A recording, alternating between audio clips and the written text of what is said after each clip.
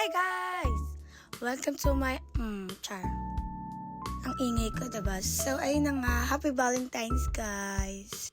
Kumain pala kami dito sa Kaibanda sa Nagoya. Total, wala naman kaming ka-date. So, naisip namin kumain. Date na lang ba daw namin ang aming mga sarili, ganon. Mga oras na yan, namimili kami ng mga aming kakainin. Mag-ehaw-ehaw ba kami? Diba, nakakalaway. Siyempre, bayad muna bago kain.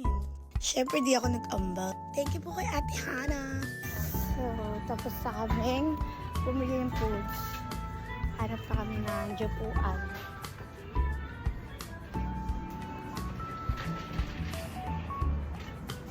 Dito ako sa diet lagi.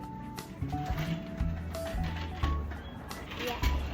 Nakaupo na pala kami guys. Nakaupo na kami. At may piniliwanag nga si Kuya hapon. Nakita niyo naman siya kanina. Ayan nga, may timer daw. Pag natapos na yung timer na yan, idiluto na. Ganon. Wow, yummy! So, wala nang patumpik-tumpik pa. Ano daw? Patumpik-tumpik pa at kakain na ako guys. Diba? Nababalal-balal pa ako. Kaya sa mga nag-craving dyan ng mga ew ba, ay pumunta lang kayo dito, diba? O diba? Nag-tenders pa? Baka naman. Siyempre sa mga oras na yan, kakain pero mag-chismisan. Pero walang chismis ha, hindi yung chismis guys. Huwag kayong malito. Okay? Bukas talaga magda-diet na talaga ako. Last na to guys. Dahil Valentine's lang, wala akong magawa. Hindi ka naman magpapaliwanag ng ganyan.